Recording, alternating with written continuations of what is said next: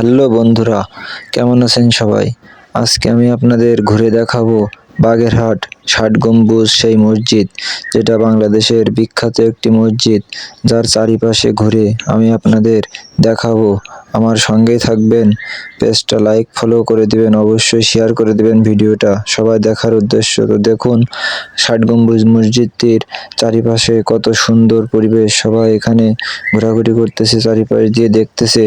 অনেক সুন্দর একটা পরিবেশ, আপনারা এখানে না আসলে কেউ বুঝতে পারবেন না। অবশ্যই দেখুন আমার পেছনে মসজিদের ভেতরে ঢোকার জন্য অনেকগুলো প্রবেশ পথ রয়েছে।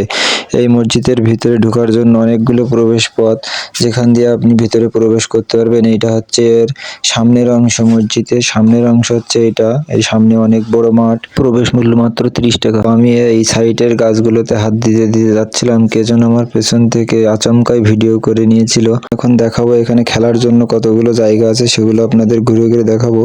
দেখলেন যে ছোট বাচ্চাটি কিভাবে এই খেলনা থেকে পড়ে গেল।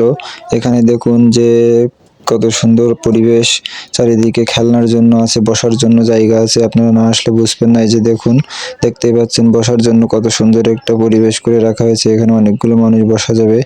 এত সময় ধরে যারা ভিডিওটা দেখছেন তাদের উদ্দেশ্যে একটাই কথা বলবো, যে ভর্তাবাড়ি হোটেলে, এখানে সামনে যে ভর্তাবাড়ি হোটেল আছে, এখানে কেউ খাবেন না। এখানে খাবারের দাম অনেক বেশি, খাইলেও দাম জিজ্ঞাসা করে আপনারা খাবেন অবশ্যই।